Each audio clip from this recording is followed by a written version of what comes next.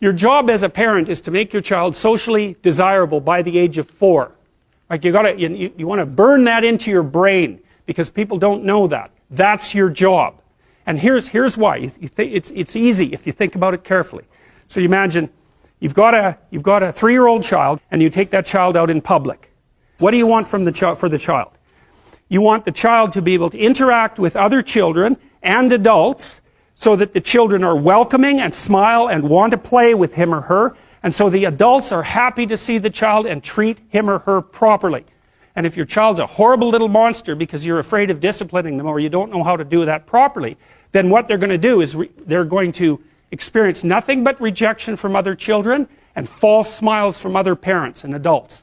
And so then you're throwing the child out there into a world where every single face that they see is either hostile or lying.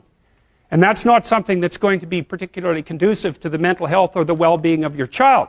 If your child can learn a couple simple rules of behavior, like don't interrupt adults when they're talking too much, and pay attention, and try not to hit the other kids over the head with the truck any more than is absolutely necessary, and share and play properly, then when they meet other kids, the kids are going to try out a few little play routines on them, and that's going to go well, and then they're going to go off and socialize each other for the rest of their lives. Because that's what happens, is that from 4 years old onwards, the primary socialization with children takes place among other children.